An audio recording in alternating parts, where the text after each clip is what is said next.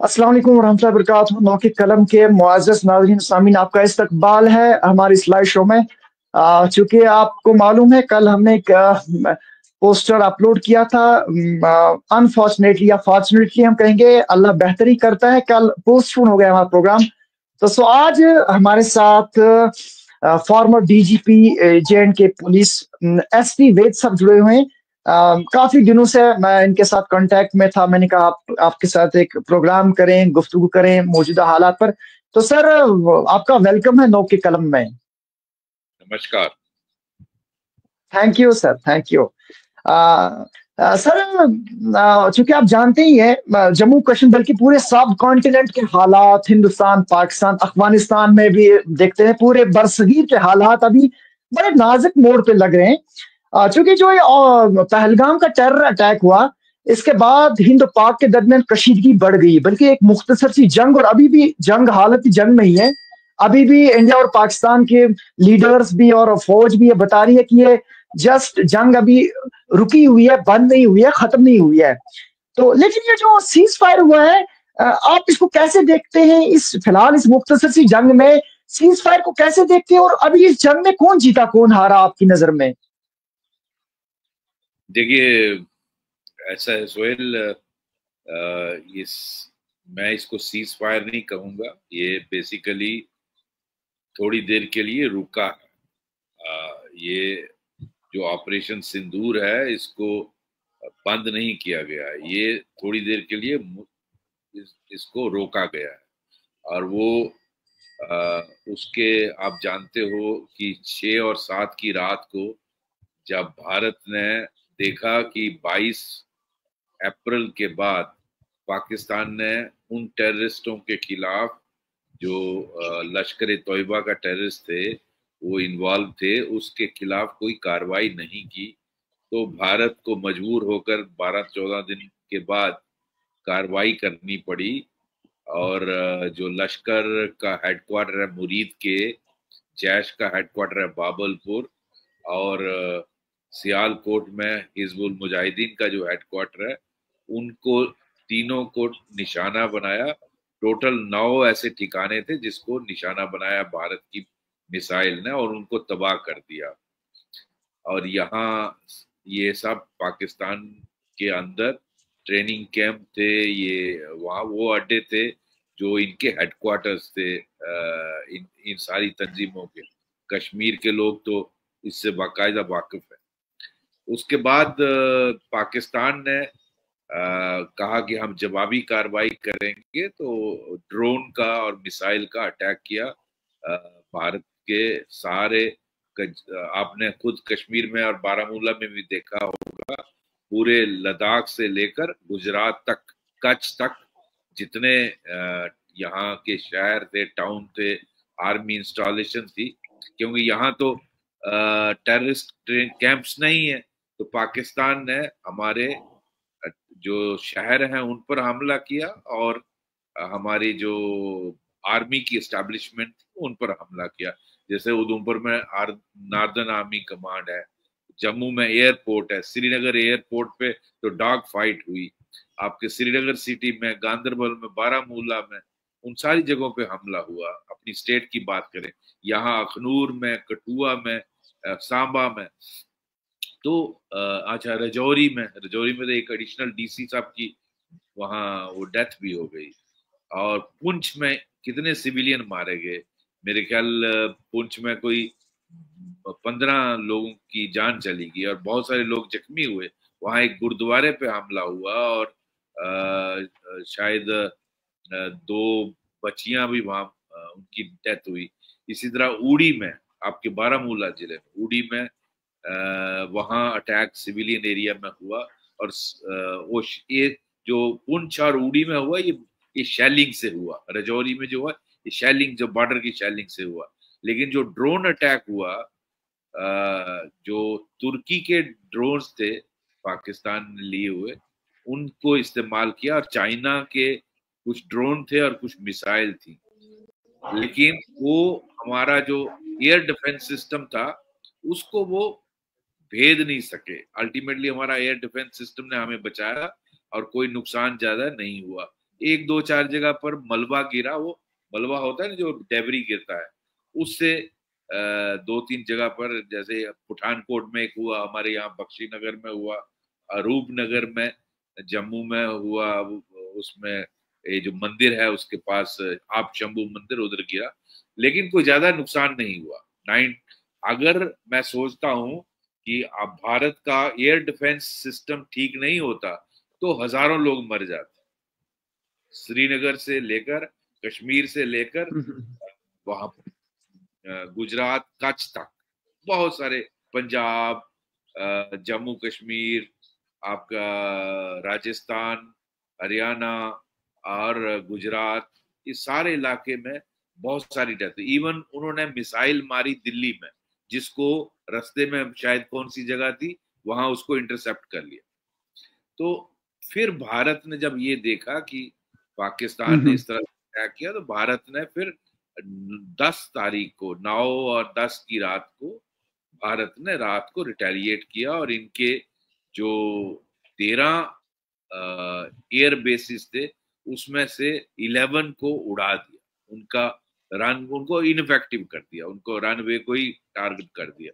और उसमें तो रिपोर्ट्स ये भी हैं कि शायद सरगोदा और जो रावलपिंडी के पास है नूर खान, उन बेसिस में शायद कुछ प्रॉब्लम भी हुई।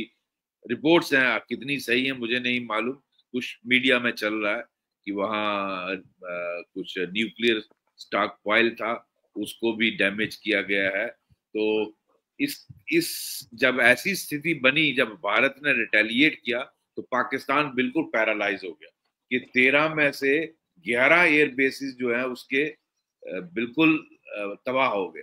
तो वो कहाँ से जहाज उड़ाएगा, कहाँ से काउंटर अटैक करेगा, तो वो थड़पड़ाने लगा। पाकिस्तान भागा भागा यूएई, सऊदी अरबिया और यूएसए के पास। तो अल्टीमेटली यूएई और सऊदी अरबिया ने मना कर दिया। तो जो यूएस था, उनके फिर आपने ट्वीट भी देखा होगा, जो राष्ट्रपति डोनाल्ड ट्रंप है, उन्होंने फिर कहा कि मेरे वाइस प्रेसिडेंट और सेक्रेटरी ऑफ स्टेट जो है मार्को रूबियो और मिस्टर वैंस, उन्होंने इंटरवीन किया, बातचीत की भारत के लीडरों से भी और पाकिस्तान से, और कहा कि फिलहाल इसको रोका जाए। तो तभी इसको रोका गया है। लेकिन मुझे लगता है भारत ने उसमें कंडीशंस रखी हैं, ये मेरा अंदाजा है, मुझे किसी ने बताया नहीं है। भारत ने अपनी शर्तों पर माना है। वो शर्तें ये हैं कि पाकिस्तान टेररिज्म बंद करेगा, अगर टेररिज्म बंद करेगा तो ही हम आगे इसको बढ़ाएंगे, अदरवाइज अगर दोबारा पुलवामा जैसा या पहलगाम जैसा अटैक हुआ तो हम इनको दोबारा मारेंगे। तो ये जो कंडीशन थी, क्योंकि भारत ने एकदम जो प्रिसीजन अटैक्स किए, उनके वहां कोई सिविलियन कैजुअलिटी नहीं होने दी, किसी आर्मी बेसिस पे पहले नहीं अटैक किया। पहला जो 7 और 8 की तारीख का था, वो सिर्फ उन्होंने प्रिसीजन के साथ उन्हीं ठिकानों को हिट किया जो टेररिस्टों के हेडक्वार्टर थे। लेकिन जब उसने हमारे यहाँ आर्मी बेसिस पर अटैक करने की कोशिश की, जो नाकाम रहे, हमारे एयर डिफेंस सिस्टम को पंक्चर नहीं कर सके, तो भारत ने फिर रिटेलिएट किया और उसके 11 बेसिस को डैमेज कर दिया कंप्लीटली। और उसका जो चाइनीज एयर डिफेंस सिस्टम था उसको भेज दिया, उसको तबाह कर दिया। उसके जो राडार सिस्टम थे उसको तबाह कर दिया उस चाइनीज। उसका जो मिसाइल्स चाइनीज था वो इनफेक्टिव हो गया, टर्की का मिसाइल इनफेक्टिव हो गया। तो भारत इन 3 दिनों में वर्ल्ड ऑर्डर को रीसेट कर दिया, ये बात समझने वाली है। और प्रधानमंत्री ने, आपने उनकी स्पीच सुनी होगी कि जो न्यूक्लियर ब्लैकमेल है ये नहीं चलेगा, अब हम इसको नहीं मानेंगे। ये जो पाकिस्तान न्यूक्लियर ब्लैकमेल करता था कि हमारे पास न्यूक्लियर बम है तो हम नीचे से टेररिज्म चलाता था, कहते प्रधानमंत्री ने बड़ा क्लियर कर दिया, हम इसको अब नहीं मानेंगे। इसका मतलब है उसको अब न्यूक्लियर ब्लैकमेल नहीं चलेगा। और दूसरा जो इम्पोर्टेंट चीज है, प्रधानमंत्री ने कहा कि अगर आप टेरर इंसिडेंट करोगे तो it will be taken as act of war, तो हम दोबारा आपको मारेंगे जिस तरह हमने 9 तारीख को मारा। तो अगर आप टेरर इंसिडेंट करोगे हम हिट बैक करेंगे। तो ये बड़ी इंपॉर्टेंट चीज है जो अभी एक नई लाइन खींच दी इंडिया ने। और दूसरा 3 बातें वो आपने सुनी ही है कि talk and terror cannot go long, water and जी जी, फ्लड कैनॉट, और ट्रेड यस एंड कैनॉट गो।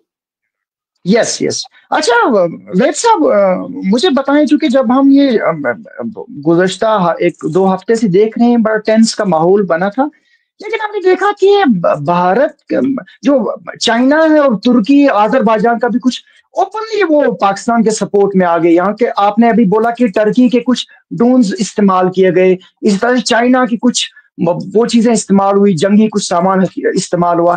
तो इन्होंने ओपनली, चाइना ने का एक बयान भी आया है, टर्की ने भी बार बार बयान दे रहा है। तो मजमूई तौर पे हम देखते हैं कि, और अमेरिका ने भी जंग बंदी करवा दी, भारत और पाकिस्तान को एक टेबल पे लाके मजबूर किया कि आपको सीज फायर करना है। यानी दोनों मुल्क को कोई कोई ना कोई मजबूरी पड़ी गई, या कोई कंडीशन आपके मुताबिक कंडीशन में आके बात करनी पड़ी। लेकिन आपको नहीं लगता कि ये कुछ, क्या लगता है आपको, ये चाइना और तुर्की पाकिस्तान के साथ आ गए, लेकिन यहाँ से ओपनली कोई भारत के हक में बोला नहीं है जैसे बोलना चाहिए था टेरर अटैक के बाद? क्योंकि टेरर अटैक पूरी वर्ल्ड ने कंडम किया, इसकी मजम्मत की, लेकिन जंग में कुछ लगता है आपको थोड़ी कमी लगी? दुनिया का बात करना इसके थोड़ा लगा आपको? ऐसा है कि बहुत हम्म सुहाए टर्की, चाइना और अजरबैजान के, बाकी सारी हम्म दुनिया ने कंडेम किया और सारी दुनिया जो है वो भारत के साथ थी। लेकिन इस बात सही है, चाइना और टर्की जो है उन्होंने और अजरबैजान ने पाकिस्तान का साथ दिया और ओपनली दिया, उन्होंने स्टेटमेंट भी दिया। हम्म और हम्म चाइना को देखो, उनको लगता है कि भारत हमारा कंपटीटर है। भारत बहुत जल्दी 4th लार्जेस्ट इकोनॉमी तो बन गया है, बहुत जल्दी 3rd लार्जेस्ट इकोनॉमी बनने वाला है, और एस्टिमेट ये है कि कुछ सालों में चाइना को सरपास कर जाएगा। बहुत कुछ सालों में ही एस्टिमेट है वर्ल्ड बैंक का कि चाइना को सरपास कर जाएगा। तो चाइना इसलिए हमेशा पाकिस्तान का इस्तेमाल करता है ताकि भारत को रोका जाए किसी तरीके से और पिन प्रिक्स किए जाएं। जहां तक टर्की का सवाल है, वो तुर्की जो है उनकी पॉलिसी बड़ी क्लियर है कि हम चाहे पाकिस्तान के साथ, चाहे आपसे करोड़ों रुपए का बिजनेस होता है। तो इसलिए भारत में जंग के बाद आपने देखा एक मूवमेंट चल पड़ी है, बाइकॉट टर्की। आपने देखा 80,000 कैंसिलेशन हो गई है, टूरिस्ट जो टूरिस्ट जाते थे, और करोड़ों रुपए का बिजनेस टर्की जो है भारत के लोगों से लेता था। मार्बल जो राजस्थान के ट्रेडर थे उन्होंने बाइकाट कर दिया, जो एप्पल मंगाते थे टर्की से उन्होंने बाइकाट कर दिया। और एर्दोगान की जो बेटी की एक एजेंसी थी जो एयरपोर्ट सिक्योरिटी देखती थी, उसका नाम है कुछ, मैं नाम भूल गया, वो उसका लाइसेंस भारत ने कैंसिल कर दिया। तो इस वक्त हालात टर्की और इंडिया की कोई अच्छे नहीं चल रहे, क्योंकि इंडिया कहता है कि जब वहां भूचाल आया, पिछले कुछ साल पहले आया था, तो सबसे पहला देश मदद करने वाला इंडिया था। इंडिया के डॉक्टर गए, इंडिया की फौज गई, लोगों की मदद की। टर्की कम से कम इसका इतना लिहाज होना चाहिए था कि आपने हमारा मुश्किल वक्त में मदद की, आप ओपनली पाकिस्तान को हथियार नहीं देते, आपने वो हथियार दिए जिससे भारत के लोगों को मारा जा सकता हो। आपने वो ड्रोन, वो तो भगवान की कृपा की वो चले नहीं, और हमारा जो एयर डिफेंस सिस्टम था बहुत स्ट्रांग था। चाइना का भी सिस्टम बिल्कुल फेल हो गया। इंडिया ने टेक्नोलॉजिकली ये जंग सिर्फ पाकिस्तान से नहीं जीती, ये जंग चाइना और टर्की से भी जीती, और इसमें अमेरिका की डीप स्टेट भी पाकिस्तान की मदद कर रही है। ये बात माननी चाहिए। पाकिस्तान अमेरिका की जो डीप स्टेट है, एग्जैक्टली CIA और ये लोग हैं यस FBI, उन्होंने वो पाकिस्तान को, क्योंकि उनके अपने हथियार हैं वहां जो चाइना के खिलाफ यूज करना चाहते हैं, और वो पाकिस्तान को, जिस तरह चाइना पाकिस्तान को यूज करता है, इसी तरह अमेरिका भी पाकिस्तान को यूज करता है अपने मफाद के लिए। अच्छा वेद साहब, सर आपको नहीं लगता कि ये चीजें जो आपने बताई, टर्की का, अमेरिका की डीप स्टेट का, और चाइना का, टर्की वगैरह, अजरबैजान, कहीं ना कहीं भारत को थोड़ा सा मजबूर होना पड़ा कि सीज फायर करे? नहीं तो भारत अभी स्ट्राइक कर रहा था, पूरा स्टीक बता रहा था, जो मीडिया भी बता रहा था, फौज बता रही है कि हमले किए, टेररिस्ट कैंप को डिस्ट्रॉय किया। थोड़ा सा कहीं लगता है आपको भारत को लगा कि नहीं, ये बड़ी कुछ पावर्स हैं जो इस हक में नहीं है, जंग के हक में, इसलिए बेहतर है कि थोड़ा सीज फायर करें? नहीं नहीं, उसमें मैं बताता हूँ, उसमें हालांकि भारत में इस वक्त सेंटिमेंट था, आपने मेरा ट्वीट भी देखा होगा कि पाकिस्तान को घुटने पे लाया था, अगर 2-3 दिन की पाकिस्तान की बैशिंग और होनी चाहिए थी। ये सेंटिमेंट आपका भी है और पूरे इंडिया का भी है, समझ आया? और उन लोगों का भी है जो फैसला कर रहे हैं, उसमें मोदी जी भी आएगा, NSA साहब भी आएगा, सारे आर्मी चीफ भी आएंगे, लेकिन बहुत सारे फैक्ट्स हैं जो उनको पता है और आपको और मुझे नहीं मालूम। मेरी तो मोदी जी से बात नहीं हुई, अब मोदी जी को क्या कहा गया है मुझे नहीं मालूम। मीडिया में रिपोर्ट्स चल रही हैं कि वहां पाकिस्तान में कुछ ऐसे एरियाज हैं जहां ये जो डर्टी बम्स थे पाकिस्तान ने रखे हुए, जहां अमेरिका के F-16 थे, उन एरियाज को हिट किया है इंडिया के S-400 मिसाइल। और मीडिया में ये भी रिपोर्ट चल रही है कि वहां, ये कितनी सही है मुझे नहीं पता मैं, लेकिन कुछ एक्सपर्ट्स बोल रहे हैं वहां रेडिएशन लीक हुआ है और कुछ वहां कुछ गड़बड़ हुई है, जिसकी वजह से अमेरिका ने इंडिया को कहा कि भाई रुक जाओ, नहीं तो बर्बाद हो जाओ। तो इसलिए रुकना पड़ा भारत को, नहीं तो जिस तरह का मूड था, भारत इस वक्त पूरे ठोकने के मूड में था पाकिस्तान, और हम सभी फील करते थे कि अभी 2-4 दिन, अभी कुटाई 2 दिन हुई है, 2-4 दिन और होनी चाहिए थी। लेकिन अब बहुत सारे फैक्ट्स हैं जो मुझे और आपको मालूम नहीं है, जो मोदी जी को या फैसला करने वालों को पता है। तो वो जो चीजें हैं उसको पब्लिक डोमेन में नहीं है, हमें नहीं मालूम क्या हुआ पीछे से, ओके क्या ओके यस। हाँ सर मुझे बताएं, चूंकि आपकी नजर है, आपने बहुत वक्त तक सर्व किया है कंट्री को, जम्मू कश्मीर को, जेके पुलिस को, आपका बहुत वसी तजुर्बा है, एक्सपीरियंस है, आपको नजर है आपकी हालात पे। जब हम तारीख पे नजर डालते हैं, हिस्ट्री पे डालते हैं नजर, 1965 की जंग भी हुई, आपने पढ़ा होगा, बल्कि 1971 की जंग आपको मालूम होगा, 1999 की कारगिल जंग भी हुई, और 2025 के मुख्तसर सी जंग भी हुई। इसके बगैर भी शेलिंग वगैरह होती है, वो मुख्तसर से कुछ आमना सामना होता रहता है। लेकिन आज तक आपको क्या लगा, इन जंगों से कुछ हासिल हुआ दोनों मुल्कों को, या हिंदुस्तान को ही, या जम्मू कश्मीर को? आपको लगता है कि जंग मसाइल का हल है, या इन जंगों से कुछ हासिल हो पाया, या आगे होगा? नहीं, जंगों से हल नहीं होते। जंग हमेशा बर्बादी ही करता है, वो तो सही बात है। जंग जो है खून खराबा ही होता है और दोनों तरफ से नुकसान होता है, लाखों लोग मारे जाते हैं। लेकिन कब एक हालात ऐसे बन जाते हैं, अगर यही सोच होती तो फिर महाभारत नहीं होना चाहिए। महाभारत में दोनों तरफ से लाखों लोग मर गए, लेकिन जब जाति की इंतहा हो जाती है तो फिर वो आपको हथियार उठाना पड़ता है। जब आप इंतहा किसी चीज की कर दो तो उस जुर्म के खिलाफ लड़ना पड़ता है। भगवान राम ने, रावण ने जब बहुत इंतहा कर दी, अगर वो यही सोचते तो फिर वहां जंग नहीं होती, तो जंग करनी पड़ी वहां। जब उसको, रावण को और उसके सारे साथियों को मारना पड़ा, तो बिकॉज ऐसे उसने इंतहा कर दी थी, उसने सीता माता को उठा के ले गया था, देना जरूरी पड़ता है। तो ऐसी हालात में इसी तरह महाभारत में जब बहुत इंतहा हो गई तो लड़ाई फिर लाखों लोग मरे दोनों तरफ से। तो कोई भी जंग नहीं चाहता है, जंग में घर उजड़ जाते हैं, दुनिया मर जाती है, लाखों लोग तबाह हो जाते हैं, पूरे मुल्क तबाह हो जाते हैं, इसमें कोई शक नहीं है। जंग आखिरी पड़ाव होता है, जंग पहले नहीं, कोई भी नहीं चाहिए। पहले हमेशा बातचीत, पहले हमेशा तरीके से उसका हल निकलना चाहिए। लेकिन अगर कोई इंतहा कर दे और इतना जुर्म कर दे, इतनी वो कर दे, क्या बोलते हैं, जुल्म की ज्यादती की, फिर आपको मजबूरी में हाथ उठाना, आपको हथियार उठाने पड़ते हैं।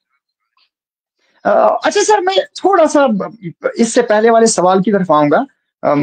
एक कमेंट भी आया है, मुझे बताएं, चूंकि अभी हमने जो डिस्कस किया कि टर्की या चाइना, अजरबैजान और अमेरिका की डीप स्टेट पाकिस्तान के साथ थी, बल्कि उन्होंने इनका साथ दिया, लोन भी दिया IMF ने, तो मजमूई तौर पे हम देख रहे हैं कि ये सारे इनके साथ, बल्कि कुछ ने ओपन बयान भी दिए।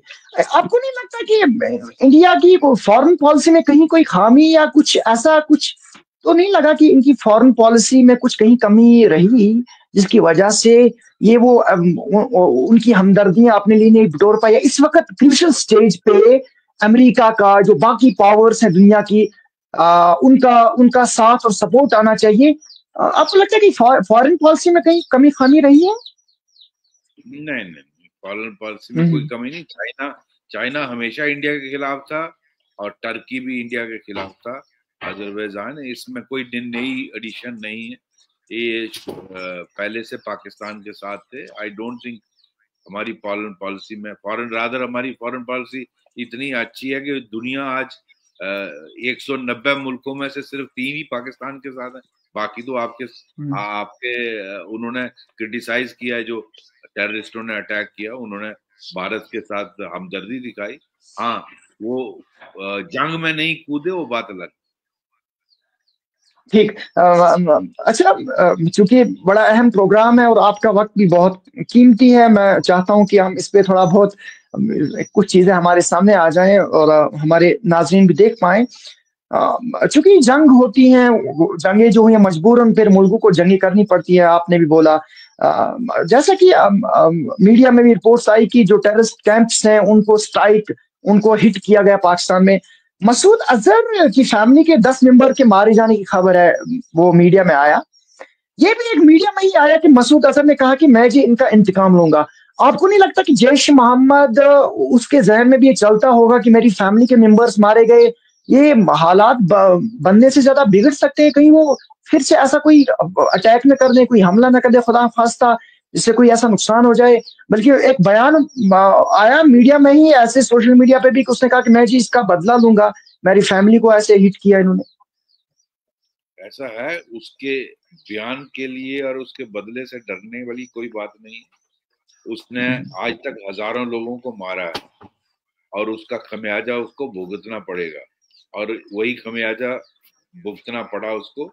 उसके 10 फैमिली मेंबर और 4 क्लोज साथी उसके मारे गए, और उसने कहा कि मैं इससे अच्छा होता मैं मर जाता। तो उसको भी महसूस होना चाहिए कि जिनको उसने मारा उनके परिवारों को कितनी दर्द होती है। तो पहली बार तो उसको भी महसूस हुआ। मैं समझता हूँ उस किसी टेररिस्ट से घबराने की जरूरत नहीं है। उसको पहले भी अटैक करता था, आगे भी करेगा, देखा जाएगा जब करेगा। यानी आपको लगता है कि वो इंतकाम का ऐसा कुछ सोचेगा, करेगा? जहां पहले करता था, पहले कौन सा उसने छोड़ा? कोई लिहाज की क्या? उसने आपकी असेंबली पर हमला किया, आपके पार्लियामेंट पे अटैक किया, पुलवामा अटैक किया, 40 लोग मारे, इस तरह के 50 अटैक किए। तो कौन सा उसने कोई लिहाज किया? जहां उसको मौका मिला उसने किया, आगे करेगा तो उसके लोग भुगतेंगे। उसका मतलब नहीं है कि हम उसको नहीं मारेंगे। ठीक। अच्छा वेद साहब, ये कुछ बहस छिड़ गई थी मीडिया में भी, आपने भी देखा होगा कि बड़ा जबरदस्त है कि ये टेररिस्ट कैसे पहलगाम में पहुंच गए, इंटेलिजेंस कहाँ थी, बाकी जो इतनी वहां पे फौज है, बाकी चीजें हैं, पुलिस है, तो वो कैसे वहां पे आ गए? आपको नहीं लगता कि कहीं कुछ है, वाकतन कुछ इंटेलिजेंस का कुछ रहा है, कुछ कमी रही है, या ये होना था? नहीं नहीं ऐसी नहीं, चीजें रोक नहीं सकते हम। इतना बड़ा इंसिडेंट तो बिना उसके कमी के नहीं होता, कुछ तो कमी है। अच्छा, चाहे आप वो, मानते हैं?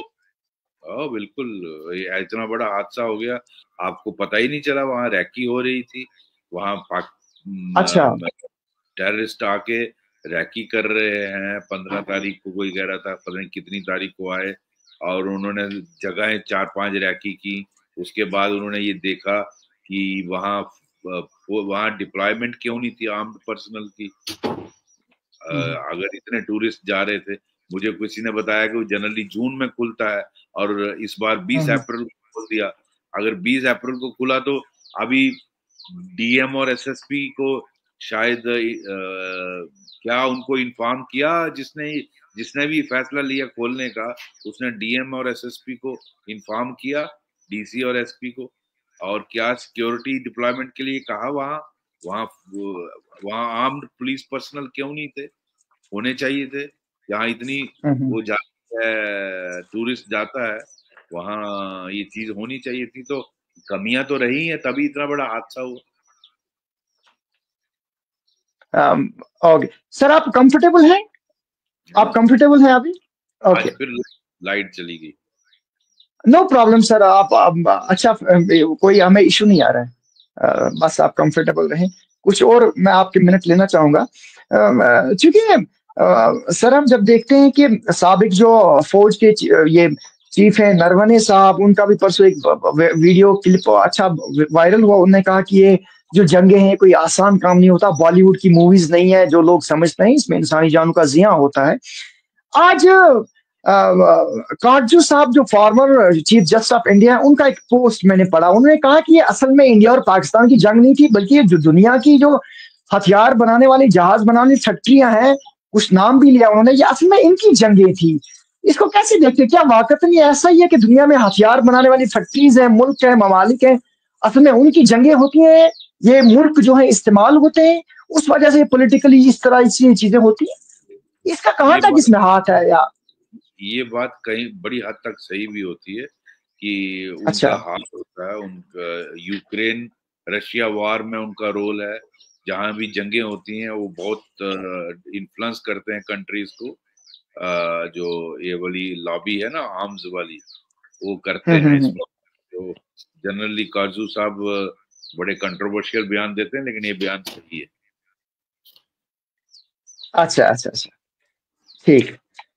अच्छा सर, जब ये पहलगाम का टेरर अटैक हुआ, मुझे लगता है कि जब से मैंने होश संभाला, मैंने पहली बार देखा है, पहली बार मैंने देखा कि कश्मीर का हर एक फर्द, shopkeeper, political leader, religious leader, हर एक ने कंडेम किया एक मास लेवल पे। मुझे लगता है पूरे इंडिया में कश्मीर बंद रहा, कश्मीर में बंद की कॉल हुई, पूरा मार्केट बंद, दुकानें बंद, ट्रांसपोर्ट बंद। हालांकि कश्मीरियों को ही, जम्मू कश्मीर को ही ये नुकसान भी हुआ। आप कैसे देखते हैं इसको कि क्या ये, इसको कैसे देखते हैं जो कश्मीर ने जो मुजाहिरा किया, जो मजम्मत की, इनके साथ इजहार हमदर्दी किया, कैसे देखते हैं? तारीख में पहली बार लगता है मैंने मेरे जब से होश संभाला है। आप कैसे देखते हैं इसको? मैंने भी नहीं देखा, ये बहुत पहली बार हुआ। बहुत अच्छा।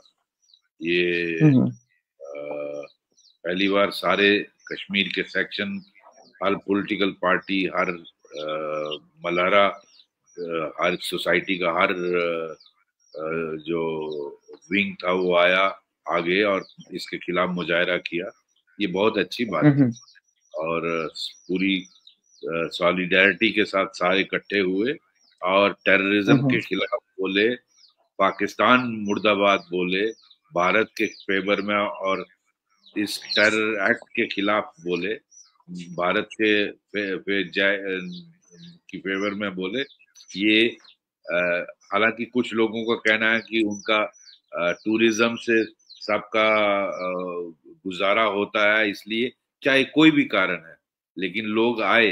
ये पाकिस्तान को अच्छा नहीं लगा होगा ये जो सारा कुछ हुआ, और वो इसको देख के खुश नहीं हुए होंगे। और मैं समझता हूँ ये बहुत अच्छी चेंज है। अच्छा सर, चूंकि जब आर्टिकल 370 एब्रोगेट हुआ 35 से, हम देखते हैं कि बड़ी जबरदस्त तरीके से कुछ दावे भी हुए हैं, ये कि पीस हुआ, अब टेररिज्म का बिल्कुल नामो निशान खत्म हो गया। अब तरक्की हुई हुआ, कुछ चीजें बड़ी पीसफुली जा रही थी, एक स्टेबिलिटी आ रही थी, लेकिन अचानक से हमने देखा कि कुछ टेरर एक्ट्स हुए भी, मतलब अभी भी। और आज 370 हटने के बाद भी पूरी दोनों मुल्कों के दरमियान जंग होने लगी है। आप कैसा देखते हैं इसको, जो ये गवर्नमेंट या हुकूमत या मरकजी सरकार, जो बीजेपी मोदी साहब जो कह रहे हैं कि ये आर्टिकल 370 ही टेररिज्म की वजह था, आर्टिकल 370 ही अनस्टेबिलिटी की वजह थी। इतना कुछ होने के बावजूद भी कुछ रिलीजियस पार्टीज पे पाबंदी भी लगी, और बहुत सारा जो इसके साथ जुड़े थे, कुछ सस्पेक्ट्स थे, पूरा इसको क्रैश किया ऐसा लगता है। लेकिन फिर भी ऐसे खतरनाक और इंसानियत सोज हमले, दर्दनाक हमले हुए। क्या लगता है आपको, कैसे देखते हैं आप इसे? देखो, 370 हटने से फर्क बहुत पड़ा, वो आप सब ने देखा। लेकिन सिर्फ 370 इसका कारण नहीं है। इसका कारण पाकिस्तान भी बहुत बड़ा फैक्टर है, और पाकिस्तान वाला फैक्टर तो एलिमिनेट नहीं हुआ। और जो रेडिकल आइडियोलॉजी है वो भी इसका एक बहुत बड़ा कारण है। उसको तो एलिमिनेट नहीं किया 370 हटने से। तो मैं समझता हूँ ये सारे फैक्टर हैं, जो भी जम्मू कश्मीर में चल रहा है उसमें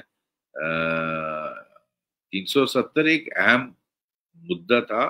उसके हटाने से इम्प्रूवमेंट्स बहुत हुई, जो कश्मीर के लोगों ने देखा कितना फर्क आया। आज पत्थरबाजी नहीं है, हुर्रियत नहीं है, बंद काल नहीं है, हड़तालें नहीं हो रही हैं, टूरिज्म पीक पे है, कमरा नहीं मिलता होटल में। 10,000 का कमरा 40-40 हजार रुपये लोग नहीं देते हैं। वहाँ बहुत अच्छा डेवलपमेंट पुश, इतना प्राइम मिनिस्टर ने सैकड़ों हजारों करोड़ रुपया लगा दिया। मेडिकल कॉलेज एक दर्जन बन गए, इन्वेस्टमेंट इंडस्ट्रियल इन्वेस्टमेंट आ रही है, बहुत सारे कदम उठाए गए। लेकिन पाकिस्तान अपनी 75 साल की जो इन्वेस्टमेंट है उसको थोड़ा छोड़ देगा। वो उसको लगा कि मुट्ठी से जिस तरह रेत फिसलता है ऐसे फिसल गया कश्मीर। तो इसलिए उसने अपनी रणनीति, अपनी स्ट्रेटेजी बदली और ये अटैक शुरू करवाए। चूंकि आपने कहा कि रेडिकलाइजेशन जो, इसको पूरी तरह से एलिमिनेट नहीं किया गया, लेकिन हुर्रियत भी खत्म होगी, पत्थरबाजी नहीं हुई, हड़तालें नहीं हुई है। तो आप क्या लगता है अभी कहाँ पे ये रेडिकलाइजेशन अभी मौजूद है कश्मीर में, जिसको एलिमिनेट करने की जरूरत है? उसको उस पर काम करने की जरूरत है, वो काम नहीं हुआ। अच्छा, चूंकि जब यहाँ पे जमात इस्लामी, हुर्रियत वगैरह, जमात इस्लामी को भी ये कहा जाता है कि ये जी रेडिकलाइजेशन फैलाती है या इस तरह से, उस पर पाबंदी लगी है, और उसका भी एक जेडीएफ उनने फ्रंट भी बनाया, वो मेन स्ट्रीम में आ गए। कैसा लगता है आपको, कैसे देखते हैं आप उसे, क्या उस चीज से कुछ फर्क पड़ा है? जेडीएफ कुछ कर पाएगा या जमात से कुछ? मैं उसमें गवर्नमेंट से एग्री नहीं करता।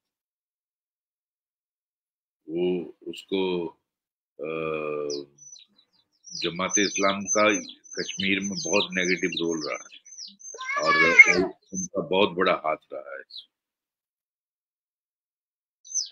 लेकिन गवर्नमेंट गवर्नमेंट की गवर्नमेंट ने ही उनको इस चीज पे ये किया है कि आप मेन स्ट्रीम में आ जाएं, पॉलिटिकली आप काम करें, इलेक्शन में आ जाएं।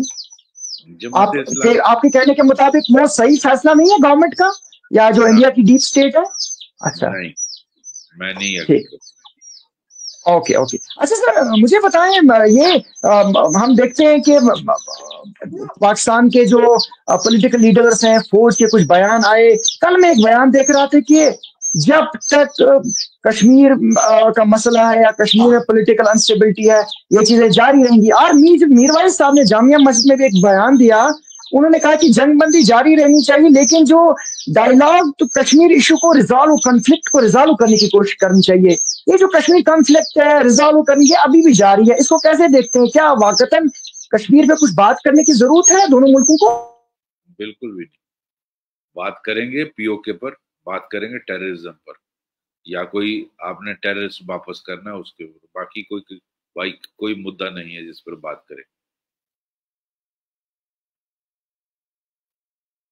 सर चूंकि आपका एक वसी करियर रहा है, आप अपने करियर के कोई ऐसी याद बताएं जो आपकी करियर में, जब ये इंडिया पाकिस्तान के दरमियान कोई तनाजा हो या जंग की नौबत आन पहुंची हो, तो कोई ऐसा लम्हा जो कोई चैलेंजिंग रहा हो या जिसको टैकल करने में आपको बड़ा महारत से काम करना पड़ा हो, कुछ आप शेयर करना चाहेंगे हमारे साथ? कोई खास इस वक्त याद नहीं आ रहा, बस वो याद आ रहा है बारामूला जब मैं डीआईजी था तो कारगिल वार हुई थी। और कारगिल वार के वक्त काफी फॉरेन टेररिस्ट जो अफगानी थे जो फ्री हो गए थे अफगान वॉर से, और पाकिस्तानी टेररिस्ट साहब को पाकिस्तान ने जो जहां जहां से फौज हटी थी वहां से इन्फिल्ट्रेट करवाए थे। और उस वक्त फिर ये सुइसाइडल अटैक जिनको फिदाई अटैक बोला जाता है वो शुरू हो गए थे आर्मी कैंप में, पैरामिलिट्री के कैंपों में और पुलिस के दफ्तरों पर। तो उसमें काफी अटैक हुए थे। उसमें एक हमला पुतखा गांव में मेरे ऊपर भी हुआ था और उसमें मैं सीरियसली जख्मी हुआ था। फरवरी 23 फरवरी 2099 वन वन आई थिंक 1999 23 मार्च 1999 हुआ था। तो वो इंसिडेंट मुझे याद है। बाकी इस तरह तो बहुत सारे हादसे हुए, बहुत सारे सर्विस के दौरान बहुत सारे इंसिडेंट हुए, याद इस वक्त नहीं आ रहे। ठीक ठीक। बस सर कुछ चंद मिनट में और मैं लेना चाहूंगा, मुझे मालूम है कि शायद बस इंशाल्लाह आगे कभी और बात करेंगे। मीडिया के रोल को कैसे देखते हैं, खुसूसन कुछ तनकीद में रहा, नेशनल मीडिया थोड़ा बहुत तनकीद में रहा कि कुछ इन्होंने ऐसी खबरें भी चलाई, मिसलीड करने की भी कुछ कोशिश की गई, जैसे कि कुछ वो फना हो गया, कराची पोर्ट को तबाह कर दिया। यानी ये आपको नहीं लगता कि मिसलीड होती है? इसी तरह से ये जो कुछ और भी स्टोरियां चली, मीडिया का रोल कैसा होना चाहिए आपके मुताबिक, और क्या कहीं ये मिसलीड मिस इन्फॉर्मेशन कहीं नुकसान तो नहीं करती है कौमों को या ममालिक में कुछ ऐसा अनस्टेबिलिटी? मीडिया एक्चुअली बहुत जगह पर ऐसा ही रोल प्ले करता है और जो अच्छा नहीं है। इंटरनेशनल मीडिया भी नेशनल मीडिया भी आपको बड़ा पहले वेरीफाई करना चाहिए ऑफिशियल सोर्सेज से, उसके बाद रिपोर्टिंग करनी चाहिए। या कोई आपके पास अगर आप ऑफिशियल कंफर्मेशन नहीं आ रही तो कोई किसी बिना पर आपको बोलना चाहिए। ऐसे सुनी सुनाई व्हाट्सएप पर जो चल रहा है उसको देख के आप नहीं दिखा, क्योंकि आजकल फेक न्यूज बहुत चलती व्हाट्सएप पे। आप आजकल डीप फेक, आप मेरी शक्ल बना के मेरी स्पीच दे सकते हो जो मैं किसी धर्म के खिलाफ या किसी जगह के खिलाफ बोल रहा हूँ, वो असल में मैंने नहीं बोला होता लेकिन मेरे नाम पर चढ़ जाएगा। तो आप वो मेरे खिलाफ एक माहौल पैदा कर सकते हो। तो आज टेक्नोलॉजी ऐसी है, तो इसलिए किसी भी न्यूज को ऑन फेस वैल्यू नहीं लेना चाहिए जब तक आप उसको वेरीफाई नहीं। जैसा कि कहा गया कि रिपोर्ट ये भी आई कि जो टेरर अटैक पहलगाम का हुआ जिसमें मजहब पूछा गया, कलमा पढ़ाया गया, इनका ये मकसद भी था कि इंडिया में जो मुस्लिम और हिंदू इनको अलग किया जाए, खुदा न खास्ता, या कुछ ऐसा इनमें कुछ ऐसा कम्युनल हार्मनी को नुकसान पहुंचाया जाए। आपको नहीं लगता कि कहीं मीडिया को पॉजिटिव रोल प्ले करना चाहिए? मीडिया ने भी कुछ जगहों पर ऐसा किया कि इसको हिंदू मुस्लिम करने की कोशिश की गई जिससे मजीद नुकसान हो सकता था। इस वक्त इत्तेहाद यूनिटी की जरूरत थी पूरे हिंदू मुस्लिम जो भी जितने भी मजाहब के लोग रहते हैं, ताकि मुकाबला किया जा सके चैलेंज का। पाकिस्तान की हमेशा कोशिश रही है कि क्योंकि हिंदुस्तान पाकिस्तान में तो सिर्फ एक ही कम्युनिटी रहती है, बाकियों का तो कोई वजूद नहीं है। तो इंडिया में हिंदू हैं, मुस्लिम हैं, सिख हैं, ईसाई हैं, सब हैं। तो वो हमेशा हिंदू मुस्लिम फसाद कराने की कोशिश करते हैं, वो दंगे कराने की कोशिश करते हैं। आप 2 बार आप रघुनाथ मंदिर पर अटैक इसीलिए किया, राम मंदिर अयोध्या पर अटैक इसीलिए किया, अक्षरधाम मंदिर पर अटैक इसीलिए किया। वो उनकी कोशिश रहती है कि किसी तरीके से हम हिंदुस्तान में फसाद कराएं आपको 2 कम्युनिटी में, और इंडिया में आपस में लड़के मर जाएं तो पाकिस्तान की जीत हो जाएगी। तो वो जो है इसलिए हमें रिपोर्टिंग उसी तरह जिम्मेदारी से होनी चाहिए। आखिरी सवाल, लेकिन इस वादे के साथ कि इन हालात पे कभी कभी आपके साथ राब्ता रहेगा और आपसे हम तजिया तबसरा लिया करेंगे, इस वादे के साथ कि इंशाल्लाह आपसे लेंगे जरूर। आपको क्या लगता है, आखिरी सवाल मुझे बताएं, अभी जंग रुक गई है, सीज फायर है, दोनों मुल्कों में आप बयानात आ रहे कि वक्ती रुकी है, अभी खत्म नहीं हुआ, हालात आगे कैसे जा रहे हैं और आप कैसे देख रहे हैं हालात को, क्या होने वाला है आगे, मुख्तसर बता के बस। ऑपरेशन सिंदूर जारी है, अभी तक रुका नहीं है, सिर्फ टेम्परेरी हाल्ट है जो मेरी समझ के मुताबिक। और पाकिस्तान तो सुधरने वाला है नहीं, वो तो जिस तरह कुत्ते की धूम होती है, वो जितने सालों बाद बाहर निकालोगे टेढ़ी की टेढ़ी निकलेगी। तो पाकिस्तान जब तक अपनी पॉलिसी नहीं बदलेगा, bleed India by thousand cut या गजबा हिंद या जिहाद, जो उनका डीजीएमओ उनका DGISPR बोलता है कि हमारी आर्मी का, पाकिस्तान आर्मी का माटो है जिहाद।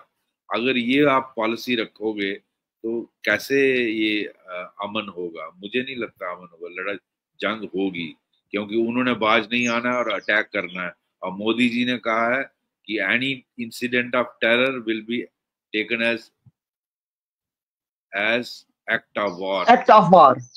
इसका मतलब है अगर आप दोबारा एक कोई टेरर इंसिडेंट करोगे तो इंडिया रिटेलिएट करेगा, इंडिया रिटेलिएट करेगा तो लड़ाई होगी।